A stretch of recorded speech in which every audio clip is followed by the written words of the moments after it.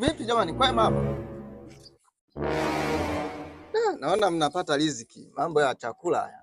Isa, anaoniweka pembeni. Ulizi, unakula tu hivi umetoka wapi?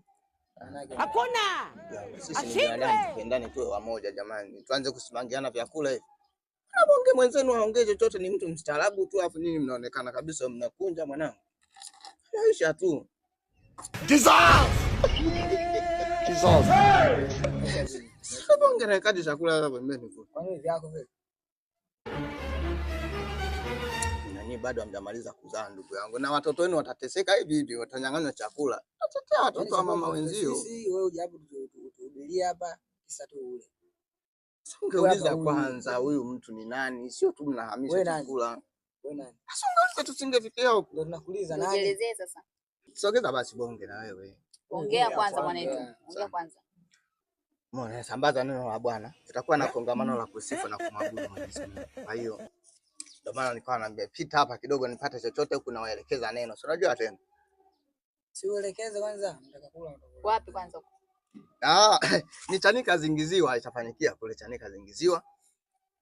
Kwa hiyo tuwepo usiku, ni kuanzia saa 3 usiku.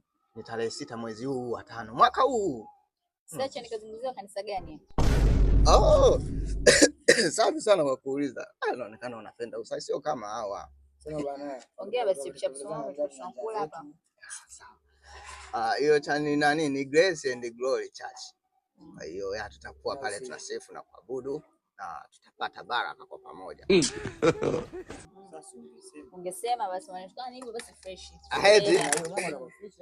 Basi tuendeleeni. Umeona itakuwa tu wamoja. Tuwe wamoja.